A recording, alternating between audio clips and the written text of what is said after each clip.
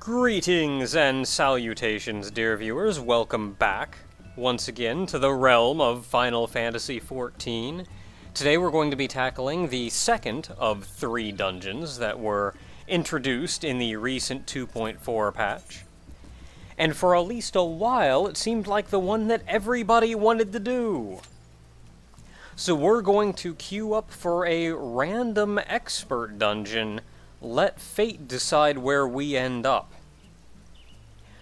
Anymore, it seems that Snowcloak has become the dungeon that everybody seemingly wants to do. But at least early on, most people seem to want to do this one. Sastasha, hard mode.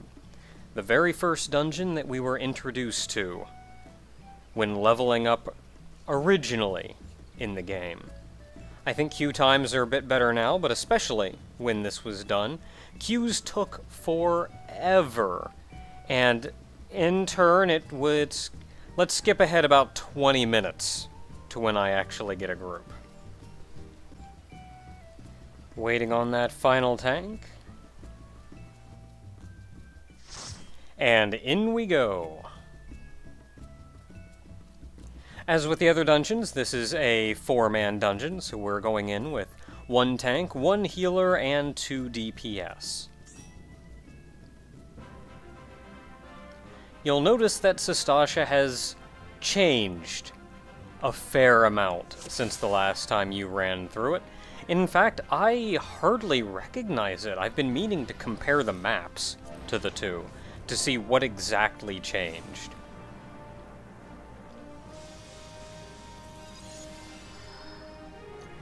As usual, I give a standard greeting to the people in the group, with a warrior tank, a white mage, and summoner accompanying. So we have me as melee and the summoner as ranged DPS. Now the first pull you grab is going to be 2 dripping sallets and a Spelean slug. These are simply sallet crabs and the slug type enemy, the kind of enemies that you've seen plenty of times before, as well as a couple of deckhands and drowned monkey, even though it's a person. Now the drowned are obviously members of a pirate crew that were tossed to Leviathan to temper. All in all, though, none of these guys is going to do too much that you have to worry about that you haven't seen already. The sallet crabs have a conal AoE forward. The slug, I know, has a circular AoE around it, I think, anyway. And the steerman, the deckhand, and the powder monkey all are humanoid types. I don't believe they do anything of too terrible, no. Maybe a conal AoE or so. To be honest, pretty much everything these guys will throw at you is the kind of thing that you should be plenty experienced with dealing with up until now.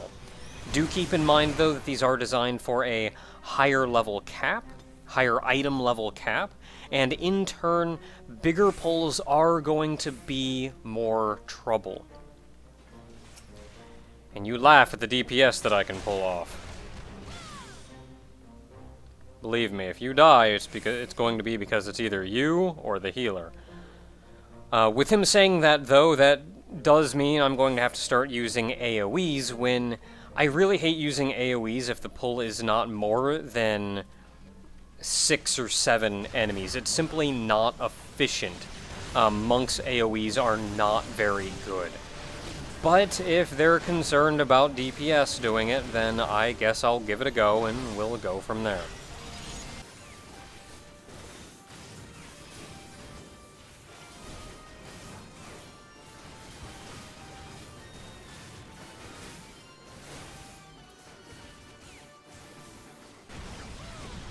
With them down, we move to the first shock and twist, which is the end of a path and a drainage pump, which our healer is triggering,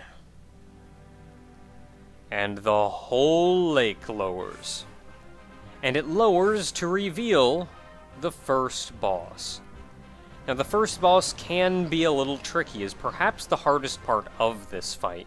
and it's really the healer's fight to be able to handle the mechanics. But the tank and DPS also have very important roles. But really, if you're going to die anywhere in this dungeon, it's probably to this guy.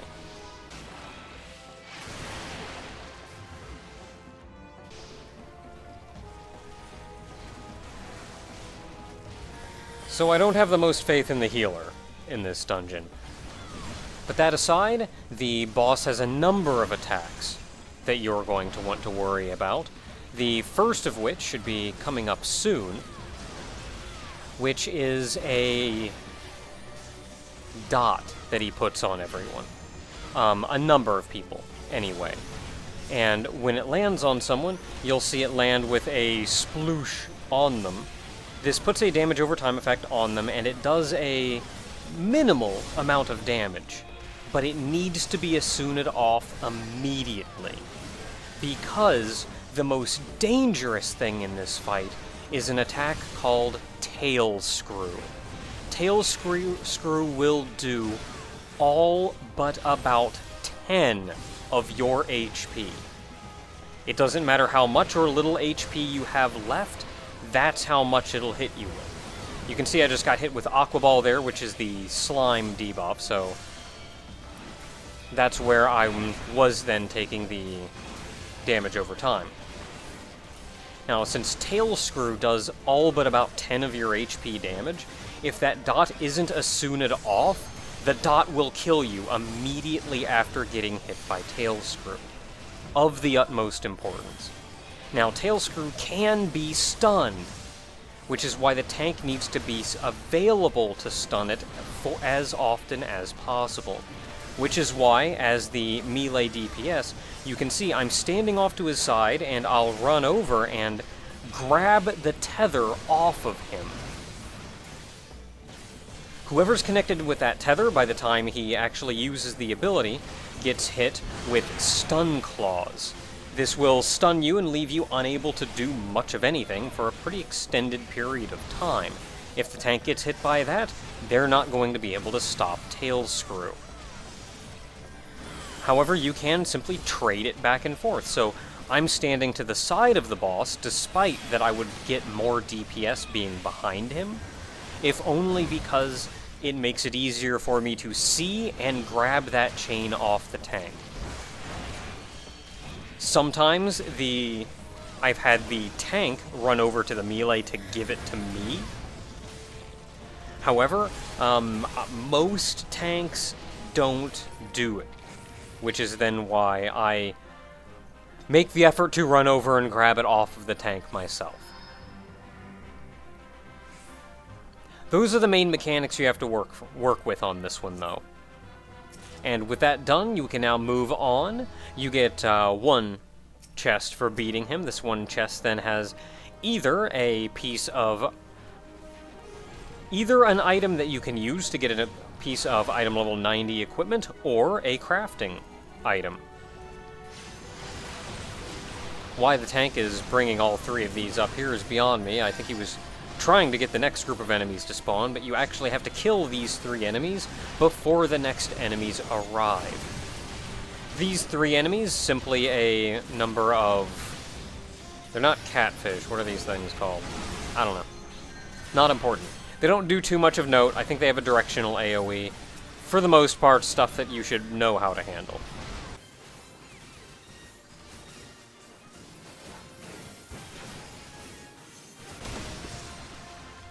With the last of them defeated, the wall will burst open, and 3 crabs will spawn.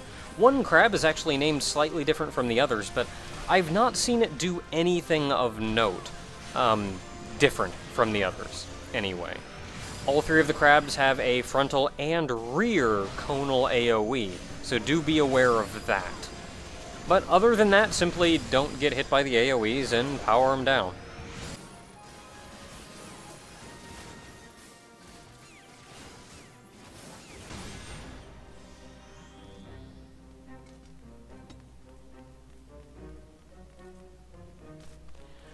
With the 3 crabs dead, if we follow the path just a little bit farther in, we'll arrive at a mini-boss of sorts. We have the drowned wench in the middle, as well as 2 drowned courtesans off to the side. Personally, and I don't know why people decide to tackle the drowned wench first, I go after the drowned courtesans first. It makes dealing with the wench much easier, and there's a lot of mechanics that you simply don't have to deal with. You see, the drowned courtesans will actually run around the arena to attack you, however, the drowned wench does not move from that center spot. However, the brine that comes in from the side, when it hits the drowned wench, it heals her for a pretty substantial amount. So generally, when you're fighting the drowned wench, you'll want to have one person fighting her and actually dealing damage to her, while another, preferably the ranged DPS, attacks the brines to beat them before they get to the drowned wench. The brines go down in 1, maybe 2 hits. One of my punches does it, so I know they're not that big a deal. After you're done with one, you have to do it again. So by now you should at least have an idea of what's going on. Again, we're going after the drowned wench first, so I'm powering down the drowned wench, while I think the tank and the ranged DPS are dealing with the brines. Also of note is that the drowned wench does not follow hate. You can see on the left right now, the healer actually has aggro, even though the tank had the most hate. The trouble with dealing with the brines is that when you defeat one of them, it explodes and does damage to everyone in the area. So you're going to be taking damage while you try to defeat the drowned wench. If you simply ignore her and defeat the 2 courtesans first, you don't have to deal with the brines and you'll be taking less damage. And then when you can focus on the drowned wench alone, you can just power her down, worry about everything all at once, without having not only the brines exploding, but the 2 adds to deal with as well. But with them down, we arrive at the second boss. Now, this one gave people a lot of trouble for a long time. However, it is Captain Madison, who you may remember from Sastasha normal mode. He too has been drowned alongside most of his crew.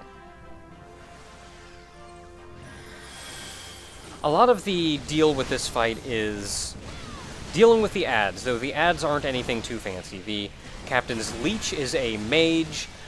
One of the others has a long directional AoE, and the final one has a circular AoE around them. You can see both of them right there.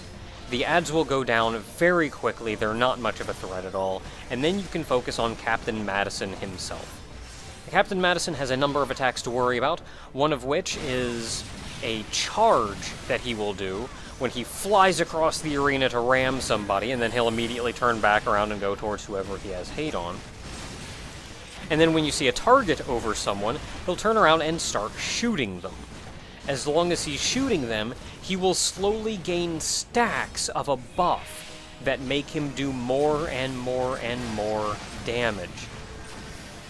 I'm not entirely sure how you go about interrupting his shooting. I think simply doing damage to him does it. So as long as you keep hitting him, you'll eventually stop him from from increasing those damage stacks. And then you can go back to beating on him regular. About halfway to 2/3 to halfway through the fight, he'll summon a couple of adds.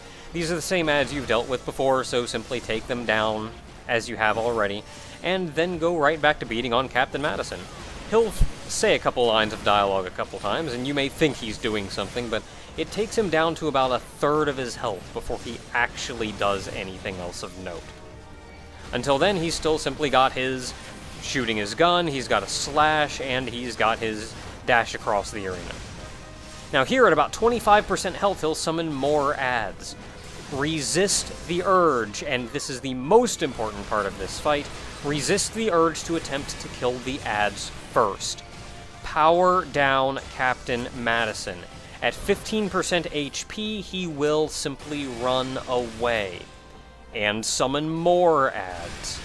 of these ads, one of which, the new one, is Captain Slave, which is crawling on the ground and will grab someone and hold them in place so they can't run around, making them a prime target to get hit by the 100 other AoEs that are going to be running around. So do focus on the Captain Slaves first. The reason you power him down low and ignore the ads is because at that point he starts using a lot of his more powerful attacks more often, and he becomes, for the most part, uninterruptible.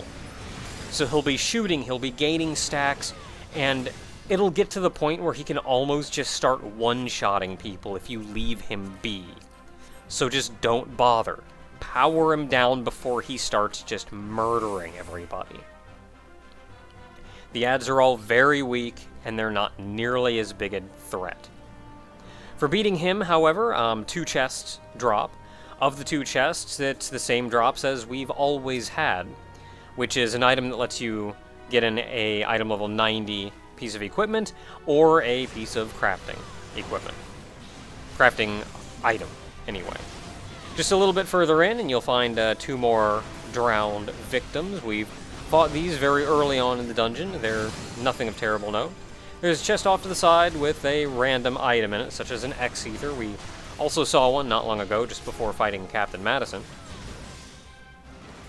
But with that said, these are as I've mentioned before, these are the same 2 enemies that we've fought up until now, and defeating them will grant you access to the next room. Of note now is that you're actually, for the most part, following the same path that you followed in Sastasha normal mode, starting at the Captain Madison fight, which I think was the large square with the various branches off to each side. Opening up into the next room, we're nearing the end of the dungeon. Apparently the tank wants to pull more dudes. As long as you're in the duty finder, don't do this. These guys hit harder than you think. And you can already see the healer's been brought down to 152 HP. The tank was almost dead. We simply don't have the gear to do this easily yet. So, at least for the moment, please just don't pull more than 1 group of these at a time.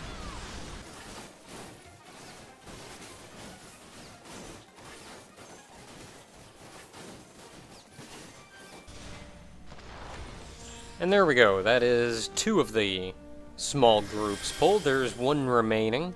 I once saw a group try to pull all 3 of these. Just don't.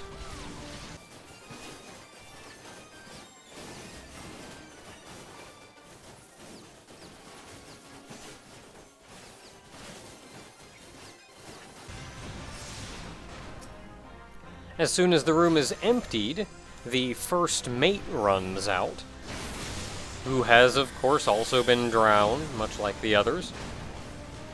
Hence his ghastly appearance. As you deal damage to him, though, he will slowly summon more and more ads. Now, if you have a number of nice AoEs, feel free to group all the guys up and AoE them all down at once. However, don't worry too much about it. I would personally simply focus on the first mate. The ads don't do that much damage. There will be a lot of them spawning, and they all die very easily. So, simply power him down, let all the ads spawn, and then just AoE down the remaining 30 of them.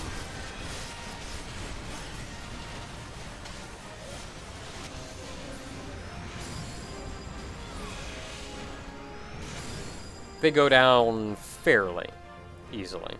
But with all of them done, the door now opens for us to be able to go in and fight the final boss of the dungeon, the Kraken itself.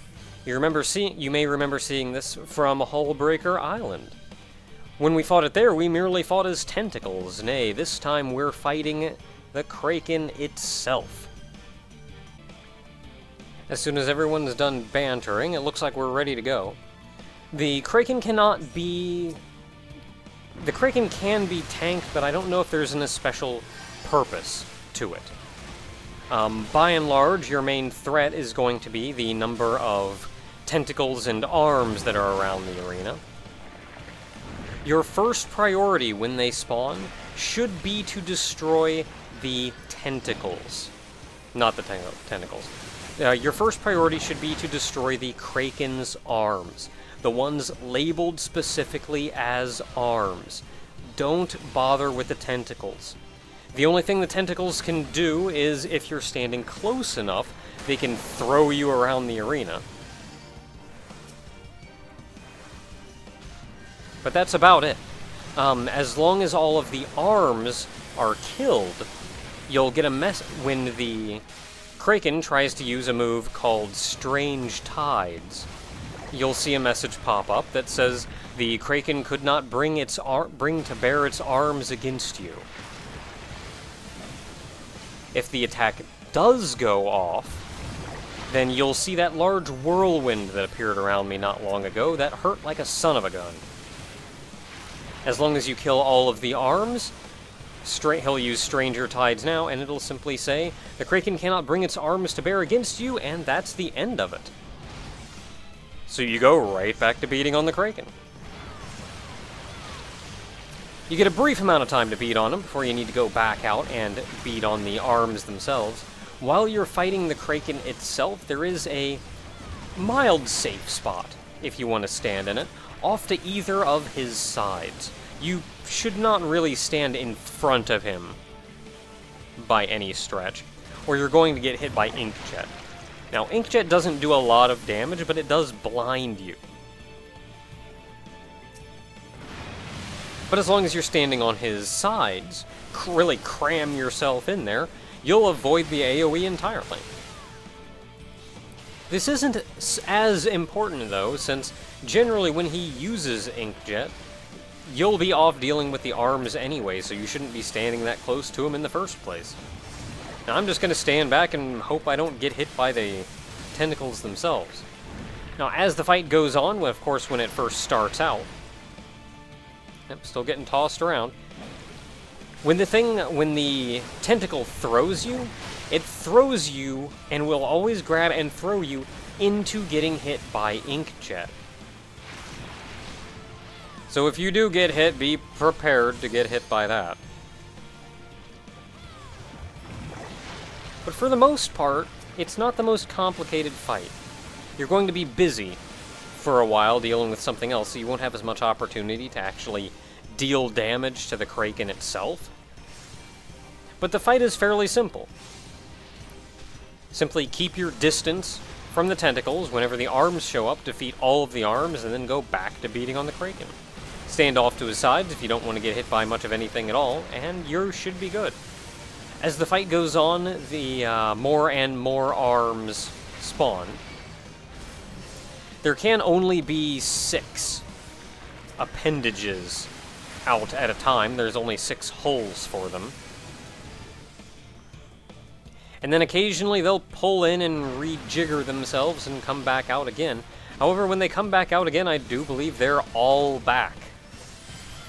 Thankfully, I think it also resets how much time you have in order to do it.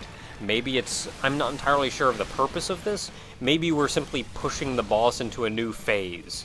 I'm not entirely sure. But one way or the other, that's the fight. It's not a horribly complicated fight. You also see the ink blot there, which is, well, that worked somehow. You also see the ink blot, which is a small circular AoE that can be dropped on people, but again, it's not the biggest deal. It's very small. You can get out of the way of it very easily. This is a boss that, because you have so much downtime dealing with the appendages, the fight is much longer than it feels like it needs to be, which is where the limit break very much so does come in handy. You shouldn't be hurting too much from damage as long as you are defeating the arms, so I wouldn't worry about saving it for a heal or limit break or anything. As soon as you get your 2 bars, let her rip. And thus the Kraken sinks to the bottom of the ocean. We get a single chest, which Has the same drops that we've had in it up until now. And a means to exit the instance. Overall, quite the fun dungeon, but it can be a bit of trouble. Until next time, everyone.